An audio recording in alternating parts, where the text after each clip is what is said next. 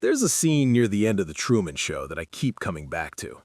Truman Burbank has just sailed his little boat to the literal edge of his world, a painted sky, a hollow horizon, a wall pretending to be infinity. And instead of collapsing in despair, he bows. A small, sardonic little bow. To the cameras.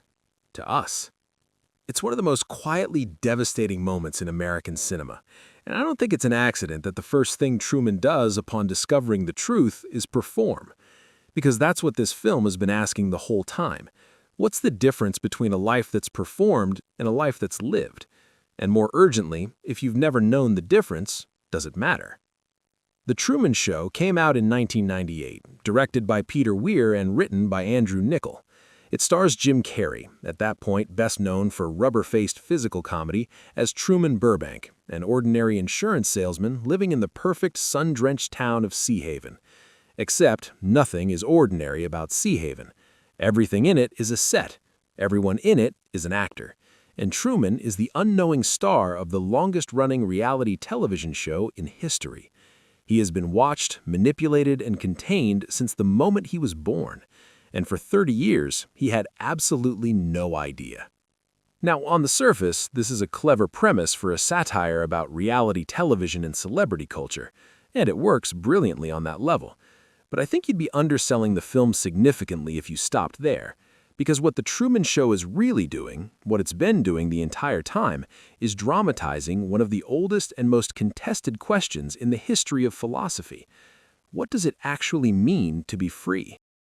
Let's start with the Greeks, because that's where you always have to start. Around 380 BC, Plato wrote what is arguably the most influential thought experiment in Western philosophy, the Allegory of the Cave. Imagine prisoners who have been chained inside a dark cave since birth, positioned so they can only ever look at one wall. Behind them, a fire.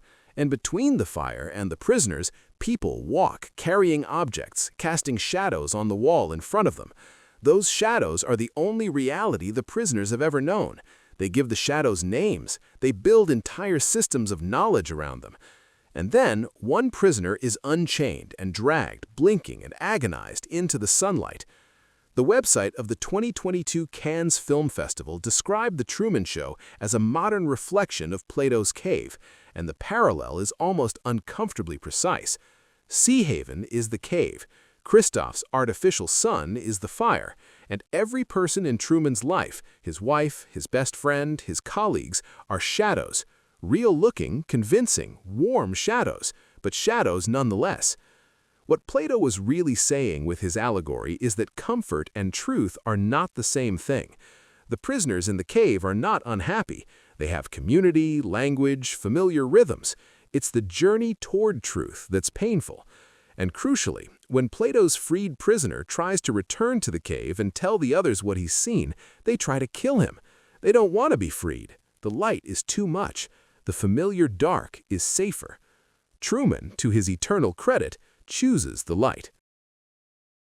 But here's what makes the film genuinely philosophically rich, rather than just a clever parable. It doesn't just ask, can Truman escape? It asks whether escape is even the right word.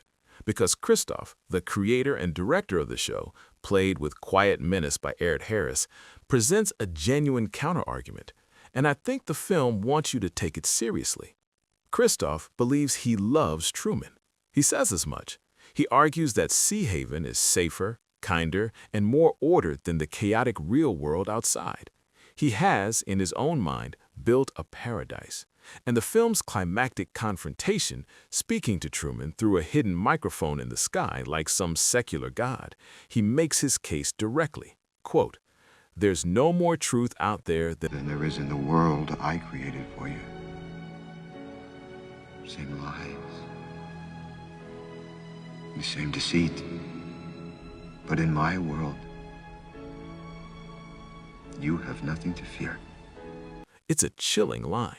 And it would be easy to dismiss it as villain rationalization, but the film is smarter than that. It presents Christoph not as cartoonishly evil, but as genuinely, sincerely paternalistic. He has constructed what he believes is an optimal human life and given it to someone without asking. He has confused control with care. And that distinction between a benevolent cage and freedom is precisely where the film's deepest philosophical tension lives. This is where Jean-Paul Sartre becomes essential. Sartre argued that human beings are, in his famous formulation, condemned to be free. What he meant by that is that freedom isn't something you earn or choose to accept, it is the inescapable condition of consciousness itself. We cannot not choose. Even refusing to choose is a choice. Even letting Christoph choose your life for you is, at some level, your choice. And to deny this, to pretend that your circumstances, your upbringing, or your world have removed your freedom entirely, is what Sartre called mauvaise foi, bad faith.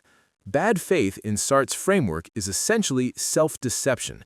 It's the act of treating yourself as an object, something fixed, determined, without options, rather than a subject who is radically, sometimes terrifyingly, free. A person in bad faith looks at their life and says, "I had no choice. It had to be this way. This is just who I am." Now look at Seahaven. The entire architecture of the Truman Show is a machine for producing bad faith. Truman's fear of water was manufactured by a fake death staged in his childhood, engineered specifically to keep him on the island. His contentment was curated, his marriage was cast, his desires were gently, consistently redirected. He was not merely deceived about facts, he was deceived about the nature of his own agency. Christoph didn't just build a set, he built a man who would never think to question the set, and that is a far more profound violation. What's remarkable is that it almost works. Truman is, for most of his life, happy enough, comfortable, routine-loving. It's only when the cracks appear, a stage light falls from the sky, a radio accidentally broadcasts the crew's directions, a car drives in a suspicious loop, that the itch begins. And what's being itched is not just curiosity, it's something closer to what Sartre would recognize as the first tremor of authentic selfhood, the uncomfortable, vertiginous suspicion that you might actually be free. There is another layer here that I think the film is quietly insisting on, which is the role of the audience. Because we, the viewers, are watching a film about people watching a show. And the people watching the show, the real-world audience within the film, are not villains either.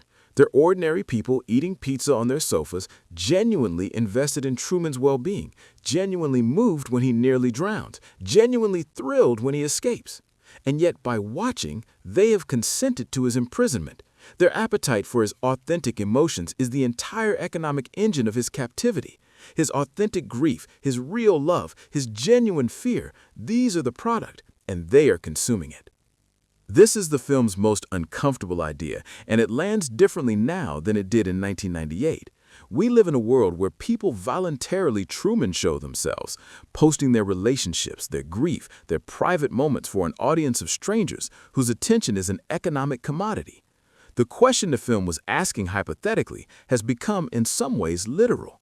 Who owns your life when you've agreed to perform it? And when the performance becomes indistinguishable from the living, what exactly are you preserving when you step off stage? Back to that final bow. Truman doesn't run through the exit. He doesn't sob. He doesn't immediately celebrate. He pauses at the threshold, that dark rectangle of unknown real world.